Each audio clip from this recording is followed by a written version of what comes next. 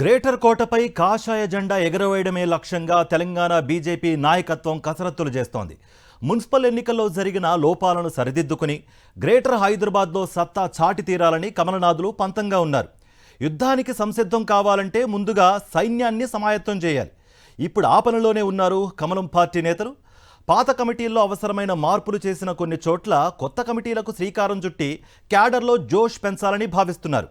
Machine భాగ్యనగరాన్ని పార్టీలోని ప్రతి ఒక్కరూ బాధ్యతగా భుజాలకెత్తుకోవాలని నాయకత్వం సూచిస్తోంది.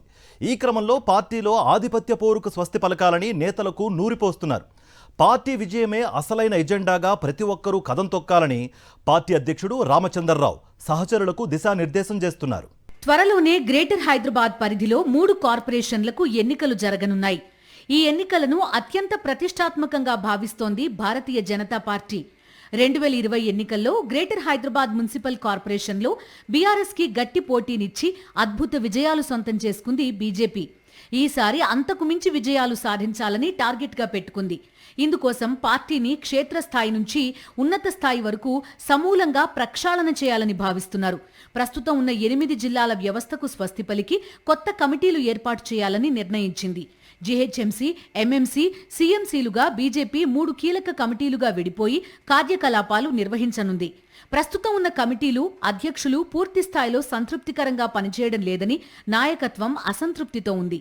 హైదరాబాద్ సెంట్రల్ కు మినహా మిగతా జిల్లాలకు అసలు పార్టీ కార్యాలయాలు కూడా లేకపోవడంపై హైకమాండ్ సీరియస్ అయిందని సమాచారం.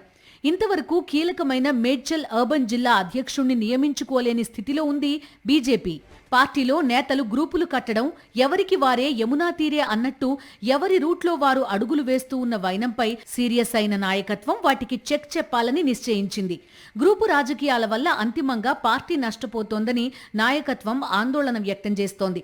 కొత్త కమిటీల్లో ఉండే నేతలకు ఒక షరతు విధించనున్నారు. ఈ కమిటీలో ఉండే నేతలు కార్పొరేటర్ ఎన్నికల్లో టికెట్ ఆశించకూడదు. పార్టీ గెలుపు కోసం సుశిక్షితులైన సైనికుల్లా పనిచేయడమే కమిటీ నేతల బాధ్యత.